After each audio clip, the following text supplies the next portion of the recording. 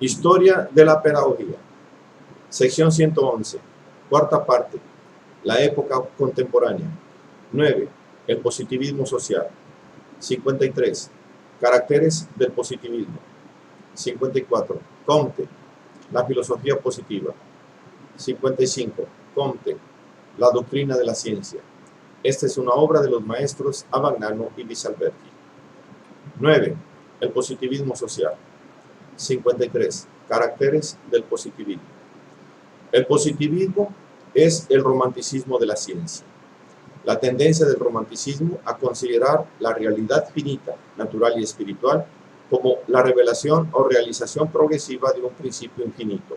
Yo, espíritu, razón, idea. El positivismo la transfiere al seno de la ciencia. Al exaltar la ciencia y considerarla como la única manifestación legítima del infinito, el positivismo la carga de un significado religioso y pretende suplantar con ella a las religiones tradicionales. El positivismo es parte integrante del movimiento romántico del siglo XIX. La reacción antipositivista de tipo espiritualista e idealista de la segunda mitad del siglo XIX ha hecho prevalecer en la historiografía filosófica la afirmación polémica de que el positivismo no es capaz de fundar los valores morales y religiosos, y sobre todo el principio mismo del cual esos valores dependen, es decir, la libertad humana. Empero, esta afirmación puede considerarse justificada del todo o en parte. El hecho es que, en sus fundadores y epígonos, el positivismo se presenta como la infinitización de la ciencia, de su pretensión de valer no solo como saber auténtico, sino como moral y religión verdaderas, y por lo tanto como único fundamento posible de la vida individual y asociada del hombre. El positivismo acompaña y provoca el nacimiento y la afirmación de la organización técnico-industrial de la sociedad, basada en la ciencia y condicionada por ella. El positivismo expresa las esperanzas, los ideales y la exaltación optimista que acompañaron y provocaron esta fase de la sociedad moderna. En este periodo, el hombre creyó encontrar en la ciencia una garantía infalible de su propio destino. Por tal motivo, renunció a toda garantía sobrenatural, considerándola inútil y supersticiosa, y colocó el infinito en la ciencia, haciendo entrar en los temas de esta a la moral, la religión y la política, es decir, la totalidad de su existencia. En el positivismo del siglo XIX se distinguen dos corrientes principales. La primera es la que podríamos denominar del positivismo social, surgido de la necesidad de convertir la ciencia en la base de un nuevo orden moral, social o religioso. Esta es la corriente propia de las doctrinas de Saint-Simon, Comte y el utilitarismo inglés. La segunda es la del positivismo evolucionista, de carácter predominantemente teórico o, por mejor decir, metafísico, que pretende servirse de los datos de la ciencia para construir una visión total del mundo, partiendo como fundamento del concepto de evolución. En las primeras formas del positivismo, que surgen en Francia, predomina la idea de que existe una estrecha conexión entre la ciencia y la organización de la sociedad. Se puede considerar como primer representante de esta corriente al conde Claude Henry de Saint-Simon, 1760-1825, autor de una serie de obras: Introducción al trabajo científico en el siglo XIX, 1807, Reorganización de la sociedad europea, 1814, El nuevo cristianismo, 1825. Según Saint-Simon, el progreso científico, al destruir las doctrinas metafísicas y teológicas, ha eliminado el fundamento de la organización social de la Edad Media. El mundo social solo podrá recobrar su unidad y reorganización sobre la base de la nueva cultura científica, que ya no se apoya en creencias teológicas o teorías metafísicas, sino en hechos positivos. Por lo tanto, la filosofía positiva producirá una organización social nueva en la que predominarán ya no los políticos, sino los técnicos y los hombres de ciencia. Los segundos se encargarán de la dirección espiritual. Los primeros administrarán los intereses materiales. Para Saint-Simon, esta nueva sociedad es un nuevo cristianismo, un cristianismo libre de dogmas, creencias y ritos, y por consiguiente de todo órgano eclesiástico y reducido a su precepto fundamental: el amor entre los hombres. 54. Comte, la filosofía positiva. La filosofía de Saint-Simon sirve de punto de partida al verdadero fundador del positivismo, Augusto Comte. Nacido en Montpellier el 19 de enero de 1798, Comte estudió en la Escuela Politécnica de París y fue profesor de matemática. Amigo y colaborador de Saint-Simon, surgió como pensador independiente en 1822 con la obra Plano de los trabajos científicos necesarios para organizar a la sociedad. Su obra fundamental, el curso de filosofía positiva, apareció en 1830-1842.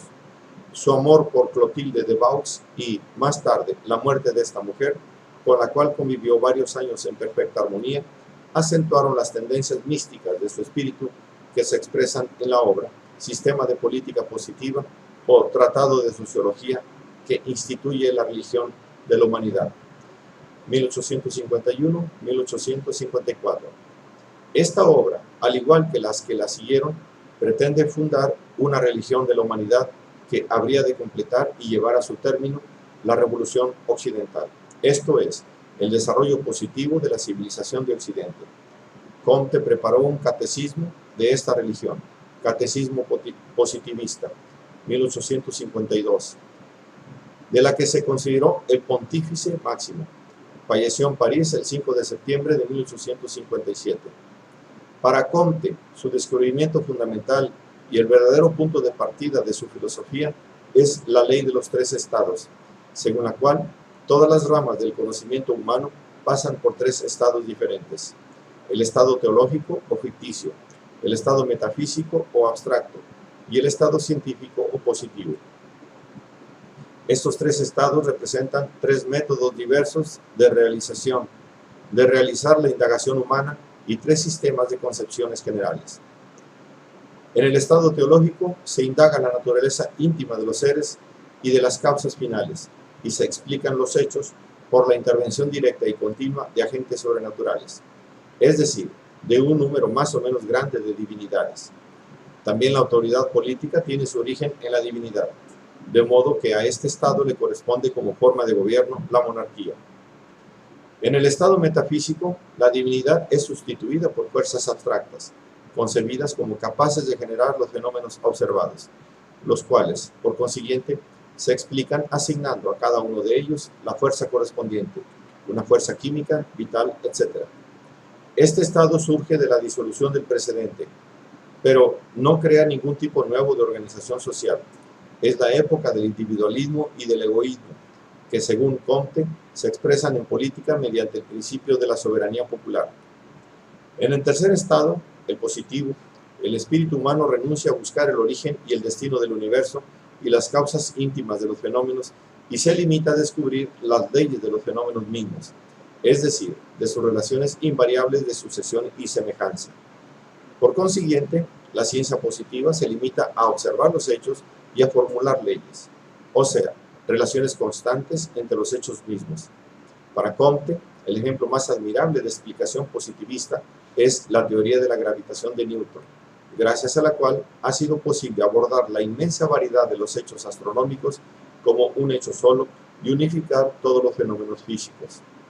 De estos tres estados o edades, la edad teológica corresponde a la infancia de la humanidad, la edad metafísica a la adolescencia y la edad positiva a la madurez. Esta evolución se observa no solo en la historia de la humanidad, sino también en la de cada una de las ciencias, e incluso en los individuos. Quien, al contemplar su propia historia, no recuerda que, en lo que respecta a las nociones más importantes, ha sido sucesivamente teólogo en su infancia, metafísico en su juventud y físico en la edad viril? Ahora bien, aunque varias ramas del conocimiento humano han llegado al estado positivo, no todas lo han hecho ni lo han hecho al mismo tiempo. Esto ha producido una situación de anarquía intelectual que constituye la crisis política y moral de la sociedad contemporánea. Las tres filosofías posibles, la teológica, la metafísica y la positiva, siguen coexistiendo y provocando una situación incompatible con una organización social efectiva. El triunfo completo de la filosofía positiva, la única que puede resolver la crisis y dar principio a una organización social unificada, presupone que se haya determinado la tarea de cada ciencia y la jerarquía completa de todas ellas. Esto es, supone una enciclopedia de las ciencias que Comte bosqueja ordenando las ciencias conforme a una escala decreciente de sencillez y generalidad, que por otra parte es también el orden histórico merced al cual han entrado en el estado positivo. Por consiguiente, la enciclopedia de las ciencias está constituida por 5 herencias fundamentales: astronomía, física, química, biología y sociología, o física social. En la enciclopedia de las ciencias no figuran ni la matemática ni la psicología, si bien por razones opuestas. La matemática es la base de todas las ciencias y por ello no tiene un lugar aparte. La psicología es una ciencia, no es una ciencia porque se basa en una pretendida observación interior que es imposible, pues el individuo pensante no puede dividirse en dos, uno de los cuales razona mientras el otro lo observa razonar. Por lo tanto, objeto de esta pretendida ciencia no puede ser otra cosa que las funciones orgánicas, que son materia de la biología, o productos espirituales, lenguaje, arte, ciencia, moral, etc., que son materia de la sociología. La sociología es la criatura predilecta de Comte, la ciencia que a su juicio ha completado la enciclopedia de las ciencias. Comte la considera como física social, esto es, como aplicación a los hechos humanos del método empleado por las ciencias naturales. Comte la divide en estática y dinámica social. La primera se basa en la idea de orden, la segunda en la idea de progreso, es decir, del perfeccionamiento incesante de la humanidad a través de su historia.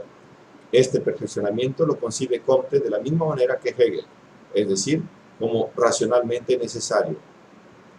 55. Comte, la doctrina de la ciencia.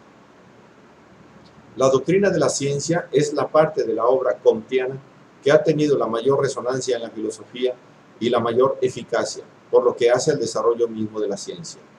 Al igual que Bacon y Descartes, a los cuales se declara ligado, Comte concibe la ciencia como enderezada esencialmente a establecer el dominio del hombre sobre la naturaleza. En general, el estudio de la naturaleza tiene por objeto servir como base racional a la acción del hombre sobre la naturaleza, pues solo el conocimiento de las leyes y los fenómenos, cuyo resultado constante es consentir que podamos preverlos, puede conducirnos, evidentemente, en la vida activa, a modificarlos en sentido favorable para nosotros. El objetivo de la ciencia es formular leyes, porque las leyes hacen posible la previsión y orientan la acción del hombre sobre la naturaleza. Ciencia, esto es previsión. Previsión, esto es acción, dice Comte. La observación de los hechos y la formulación de las leyes agotan la tarea de la ciencia, pero la doctrina de Comte es más un racionalismo que un empirismo y hace más hincapié en la ley que en la observación de los hechos. La finalidad de esta última es posibilitar la formulación de las leyes.